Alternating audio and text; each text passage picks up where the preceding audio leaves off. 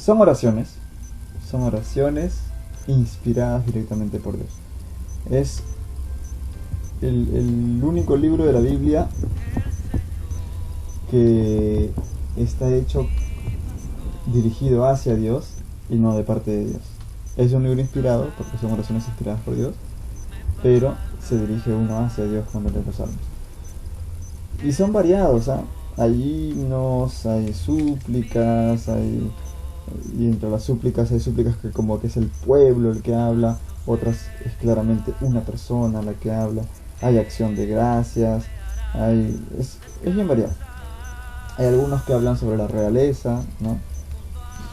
Parece ser que muchos de ellos fueron compuestos por David, por el rey David, no todos. Algunos se dice que fueron compuestos por Salomón, otros por otros, los hijos de Coré, por ejemplo. Hay algunos salmos que dicen salmo de los hijos de Coré o de Coré, que era un encargado pues del culto de los cantores. Los coreitas eran los cantores en alguna parte, en un periodo de la historia del reino de Israel. Entonces los salmos eran utilizados pues en el culto, eran como la liturgia del Antiguo Testamento. Incluso hay algunos salmos, por ejemplo, que están como ordenados para peregrinaciones hacia Jerusalén. Otros salmos son como una especie de acróstico del alfabeto hebreo. Una línea que empieza con Aleph, otra que empieza con, es decir, no, la segunda, tercera letra, cuarta, hasta el final, poéticamente. En fin, ahora, casi la mitad se le atribuyen a David. Otros, como te digo, a los hijos de Coré, o a Salomón, incluso a Moisés, a Asaf, que era otro encargado del culto. Bueno, en fin. Y poco a poco se fueron compilando, ¿no? Que al principio entonces habían como colecciones parciales, ¿no? Habían como cancioneros, como que ahora tuviéramos cancioneros, y que de pronto a la Conferencia Episcopal Peruana o al Vaticano se le ocurriera, vamos a hacer el cancionero de la Iglesia Católica. Entonces, a ver, todos los obispos, las parroquias, tráiganme sus cancioneros, ¿no? Y vamos a compilarlos en un gran cancionerón, ¿ya? Una cosa así. Pues habían pequeñas compilaciones con distintos objetivos, distintos contextos, y luego se compiló en un gran libro que tiene 150 salmos, nada más y nada menos, contados de distinta manera según la versión griega o hebrea, pero en ambos son 150. No sé, te das cuenta que por la eso, mayoría de salmos por eso que tienen entre paréntesis, ¿no? Y un número. Como Salmo 21 entre paréntesis 20, que no se habían contado, no. Salmo 21 según la numeración de la versión hebrea, y lo que está entre paréntesis es según la numeración griega. Entonces, si tú te revisas, acá estoy justo con la Biblia en la mano, si tú revisas los salmos, ¿no? Porque uno dice, ay, si siempre el número entre paréntesis tiene uno menos que el número que está fuera del paréntesis, y el Salmo 1 que entre paréntesis 0, ¿no? ¿De cómo es? Entonces, no es así, ¿no? Al principio está igualito, hay una sola numeración. Pero ¿qué pasa? El Salmo 9, los Salmos 9 y 10 de la numeración hebrea se juntan en uno solo en la numeración griega, y ahí viene el desfase, ¿no? Para los salmos 9 y 10 según la numeración hebrea.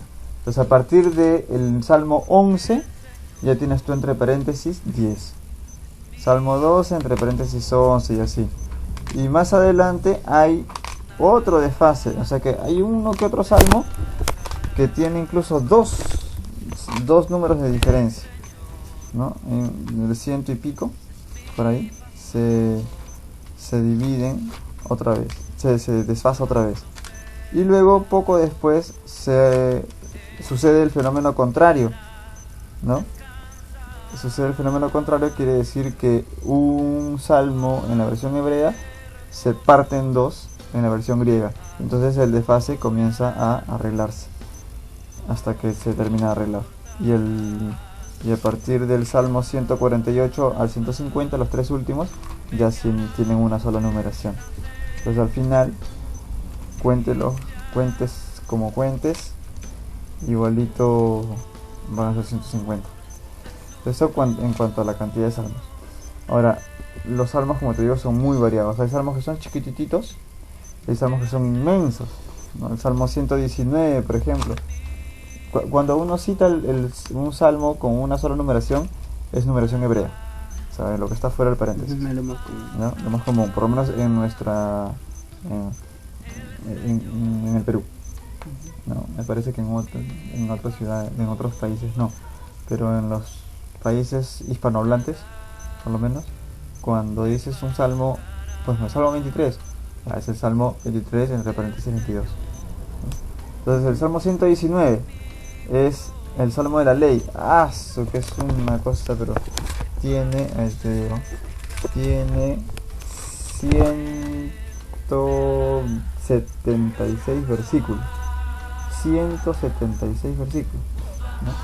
Entonces ahí hicieron algo parecido a lo que te decía con respecto al acróstico alfabético, solo que en vez de hacer una línea por cada letra, hicieron todo un párrafo por cada letra, ¿no?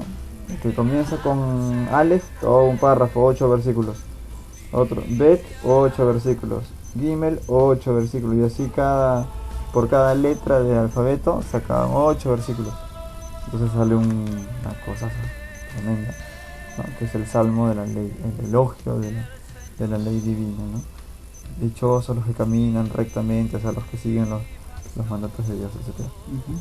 Otros salmos, por el contrario, son chiquititos, ¿no? ¿Y por qué es necesario o es una condición que al darle, digamos, lectura a los salmos en misa más sea un cántico? Se prefiere porque al parecer los salmos en la liturgia del Antiguo Testamento eran cantados, ¿no? Si tú lees, por ejemplo, los libros de los reyes, los libros de las crónicas, a cada momento se habla de los cantos, sobre todo en las crónicas. Tanto primero como segundo de crónicas se le da una importancia muy grande, ¿no? a los que tenían el ministerio de música, digamos, ¿no? Como te decía hace un rato, los hijos de Coré y otros, ¿no? Incluso en las batallas, ¿no? En las batallas iban los músicos adelante, ¿no? Sonando las trompetas, ¿no? El grito de guerra era un grito litúrgico también, ¿no? Y estaba muy ligado a todo eso.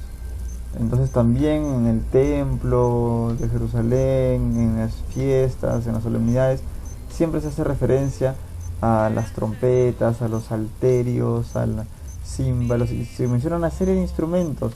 A veces incluso los que traducen la Biblia tienen problemas para traducir algunas palabras porque son instrumentos de aquella época que ya no existen.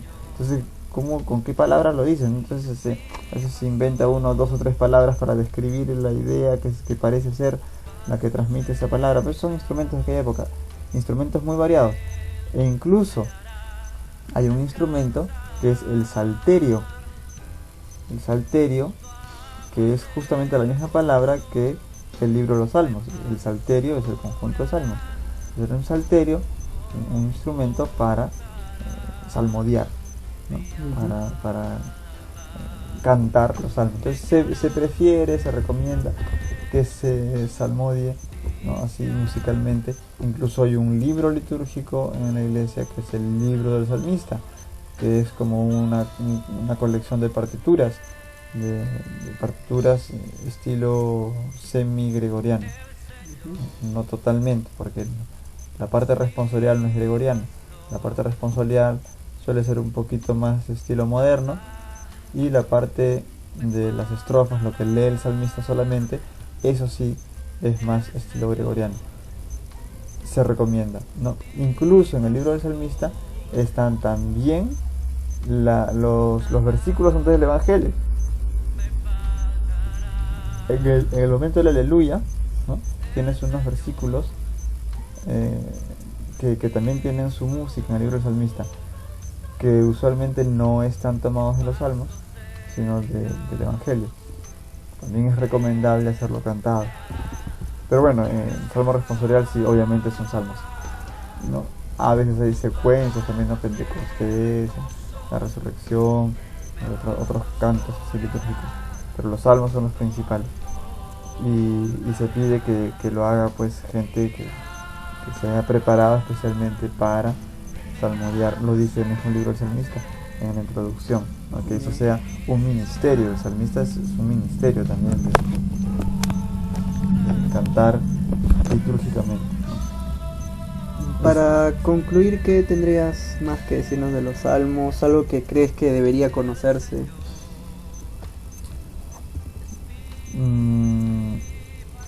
Tomar conciencia nomás, ¿no? Tomar conciencia de que es la manera de dirigirte a Dios inspirada por Dios. No vas a tener una mejor manera de dirigirte a Dios que con palabras que Dios mismo inspiró.